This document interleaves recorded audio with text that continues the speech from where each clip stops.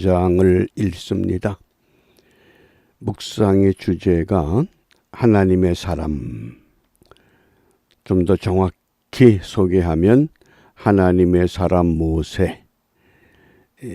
모세가 이제 그의 사명을 본분을 다 감당하고 하나님의 부름을 받게 됩니다. 쉽게 말하면 세상을 떠나기 전에 무엇을 하는가? 12지파를 향한 모세의 축복의 예언 기도가 소개되는 말씀입니다. 우리 1절 말씀을 함께 읽습니다.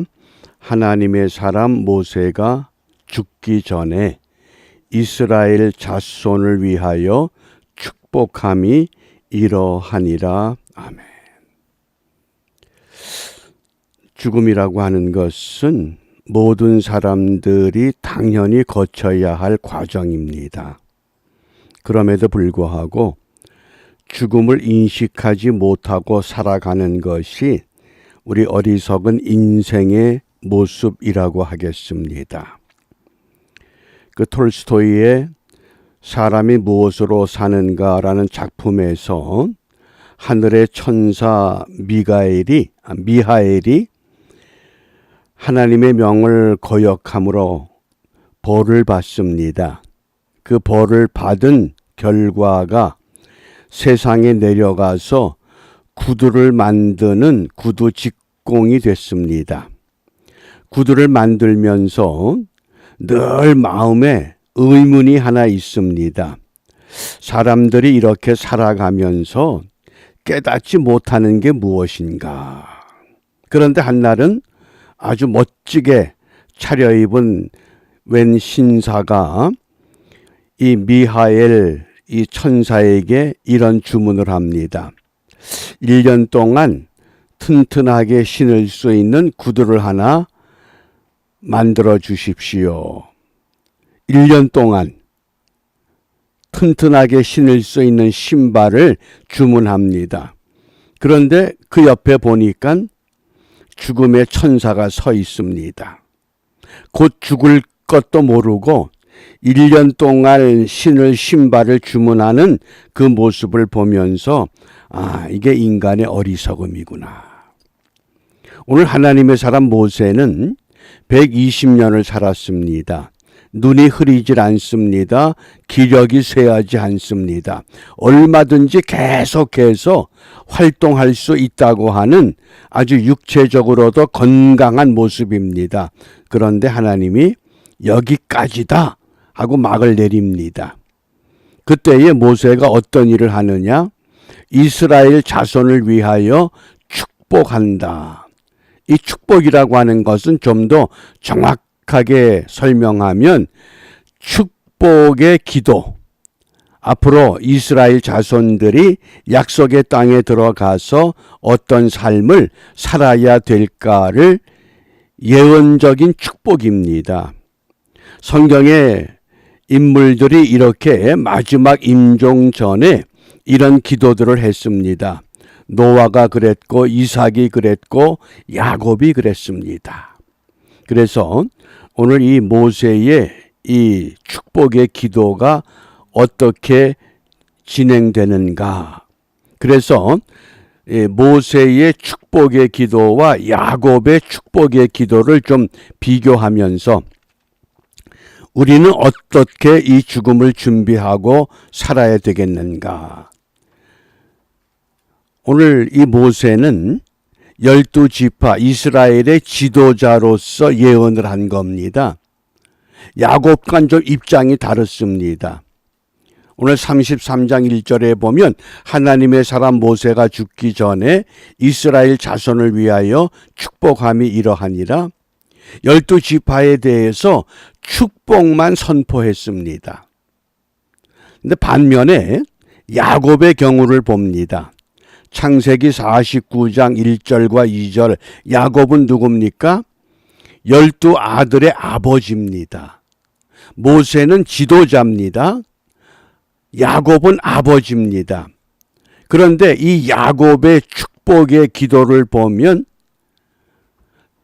축복만 있는 것이 아니라 때로는 아들들이 잘못한 것에 대한 꾸짖는 책망도 포함이 되어 있습니다. 아버지가 왜 아들을 꾸짖습니까? 계속해서 잘못된 길로 가지 말고 돌아서라고 하는 겁니다. 그 돌아선 결과를 모세는 축복으로 연결시켜 준 겁니다. 그래서 창세기 49장 1절과 2절에 야곱이 그 아들들을 불러 이르되 너희는 모이라. 너희의 후일에 당할 일을 내가 너희에게 이르리라. 너희는 모여 들으라. 야곱의 아들들아 너희 아비 이스라엘에게 들을지어다. 어떻습니까?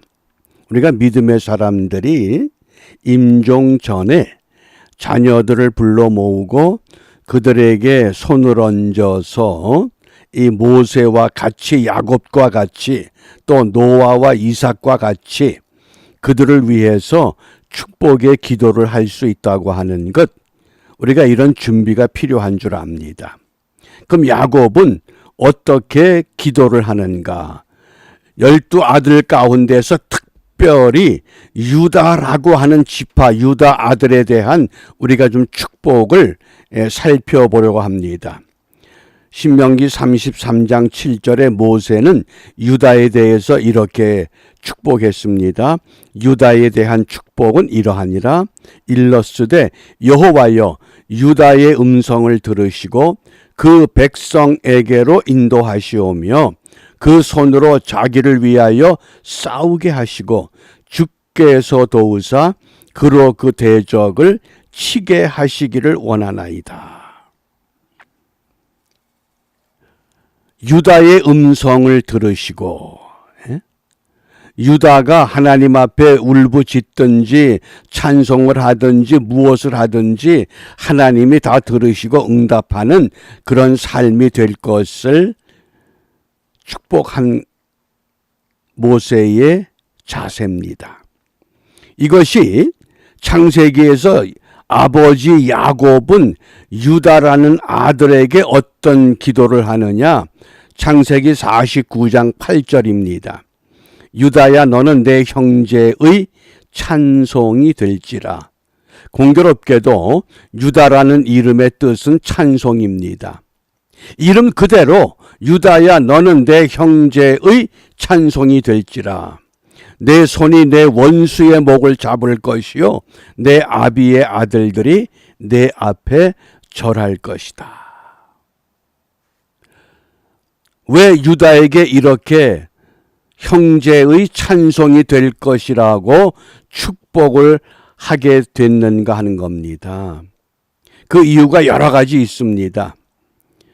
다른 형제들이 요셉을 죽이고자 할 때에 유다가 제안하기를 아버지가 사랑하는 아들인데 그걸 왜 죽이느냐?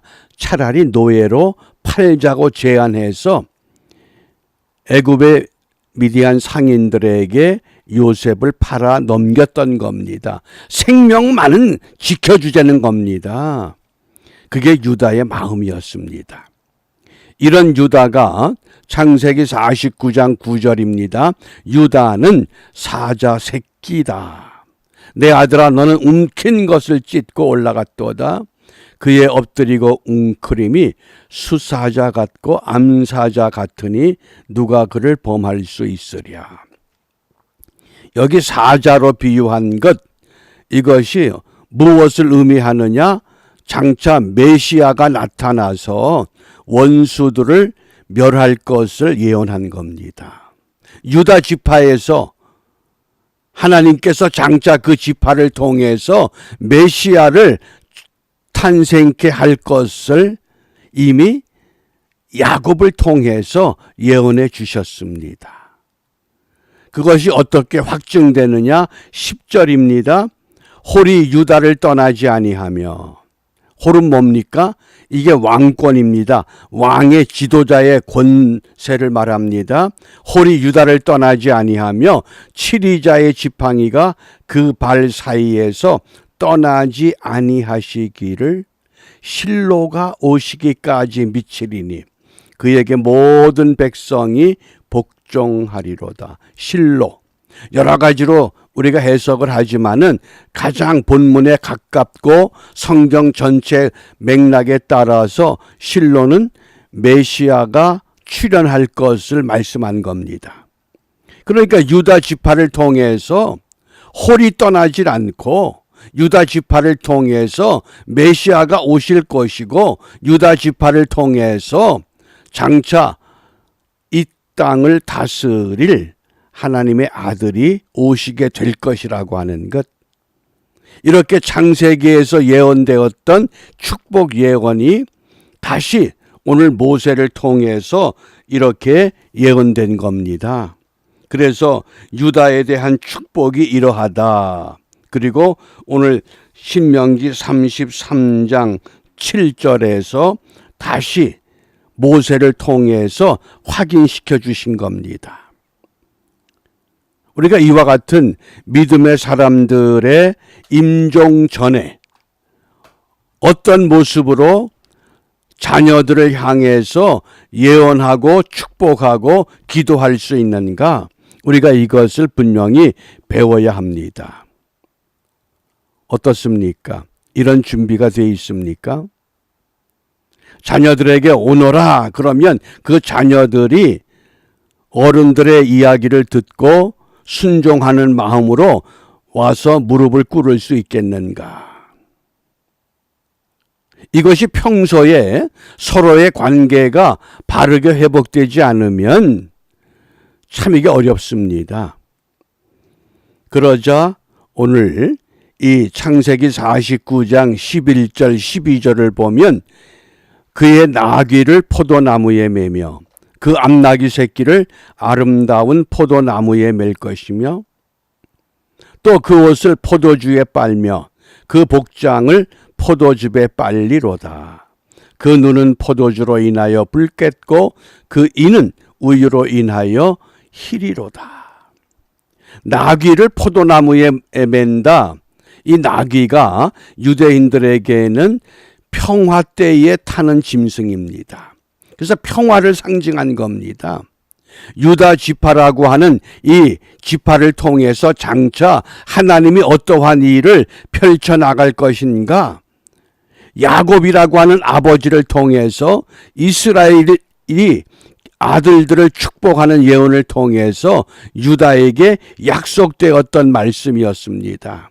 그것이 오늘 신명기 33장 7절 말씀에 유다에 대한 축복은 이러하니라 일러스되 여호와여 유다의 음성을 들으시고 그 백성에게로 인도하시오며 그 손으로 자기를 위하여 싸우게 하시고 주께서 도우사 그로 그 대적을 치게 하시기를 원하나이다.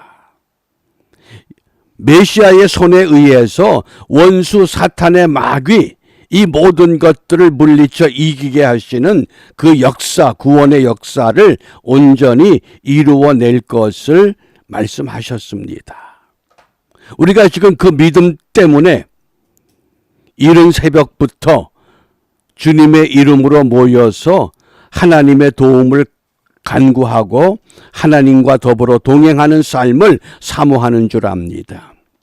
그렇다고 하면 이러한 말씀의 배경을 중심으로 우리가 무엇을 기도하겠습니까? 오늘 본문 3절 말씀에 보면 여호와께서 백성을 사랑하시나니 모든 성도가 그 수중에 있으며 주의 발 아래 앉아서 주의 말씀을 받는도다.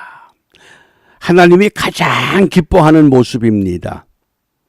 모든 백성들, 모든 자녀들이 하나님 앞에 앉아서 하나님의 말씀을 듣고 순종하겠다고 하는 이 모습. 과연 우리의 자녀들이, 우리의 성도들이, 이 땅의 모든 그리스도인들이 이러한 믿음으로 회복되어 가고 있는가? 만에 하나 그렇지 못한 것이 있다고 하면 우린 분명히 이 해결되지 못한 문제를 놓고 정말 주님 앞에 메어 달려 내가 주님 앞에 가기 전에 이 문제를 해결해야만 합니다. 그게 우리 본분입니다. 반드시 우리는 분명히 주님 앞에 갈 수밖에 없습니다. 천사 미하엘이 하나님의 명을 어겨서 이 땅에 저주를 받고 구두 만드는 사람으로 내려와 있지만은 그의 눈에는 사람들이 앞으로 얼마 살 것인가를 볼 수 있는 영안이 열려 있었습니다. 앞으로 1년 동안 튼튼하게 신을 수 있는 신발을 주문하는 외모는 멋쟁입니다. 그런데 바로 그 옆에 죽음의 천사가 있다고 하는 것을 모르고 살아가는 것, 이것이 인간의 어리석음입니다. 예수를 믿는 사람도 마찬가지인 줄 압니다. 내가 언제 주님의 부름을 받든지 나를 통해서 또 모든 자녀들이 주의 발 아래에 앉아서 그 말씀을 받는 이런 믿음이 완전하게 회복될 수 있기를 위해서. 그래서 오늘 우리 기도 제목이 말씀 따라 살아가는 자녀 되게 하옵소서. 자녀들의 이름을 하나하나 우리가 불러가면서 정말 이들이 이 땅에서 오늘 모세가 12지파를 향해서 축복의 예언 기도를 했던 것처럼 야곱이 그의 아들들을 불러 모으고 축복의 예언을 기도했던 것처럼 우리도 우리의 자녀들을 위해서 하나하나 그 이름을 대면서 정말 말씀 따라 살아가는 빛의 자녀, 소금의 자녀 되게 하옵소서. 이렇게 기도하면서 이 땅에 주의 말씀을 받는 거룩한 무리들이 줄어드는 것이 아니라 날로 그 수가 증가되는, 그래서 하나님의 그 구원의 역사가 우리의 자녀들을 통해서 새롭게 전개되는 우리가 은혜를 사모하는 복된 하루가 되시기를 바랍니다. 기도하겠습니다. 자비하신 아버지 하나님, 모든 죄인들을 구원하시기 위하여 사랑하는 아들을 이 땅에 사람의 몸으로 보내셨고 모든 죄인들을 위해 십자가에 못 박혀 대신 죽고 희생의 제물 되게 하심으로 우리가 그 은혜를 힘입어 하나님 앞에 나올 수 있는 은혜의 길을 열어주심을 감사합니다. 저희들이 이와 같은 은혜 가운데 살면서도 우리의 자녀들에게 이러한 믿음의 본이 되지 못한 것 주님 용서하여 주시고 우리의 남은 생애가 믿음의 본이 되게 하시고 이러한 믿음으로 살아갈 때 우리가 주님 앞에 부름받기 전에 우리의 자녀들을 불러 모아 그들에게 손을 얹어 너희도 나와 같은 믿음의 길을 모세와 같은, 야곱과 같은, 노아와 같은, 에녹과 같은, 엘리야와 같은, 아브라함과 같은 믿음의 사람으로 살아갈 것을 당부하며 축복하며 기도할 수 있는 하나님의 사람으로 굳게 세워지는 복된 하루가 되도록 인도하여 주시옵소서. 이러한 은혜가 온 땅에 확산되어질 때 코로나의 무서운 전염병까지라도 물리쳐 이기게 하시고 어떠한 환난과 어떤 고통 가운데서라도 주님만 의지하고 살아가는 빛의 자녀들이 날로 증가되어 이 세상이 하나님이 만드셨을 때의 그 아름다움을 회복하는 즐거움이 온 땅에 채워지도록 역사하여 주시옵소서. 예수님 이름으로 기도합니다. 아멘.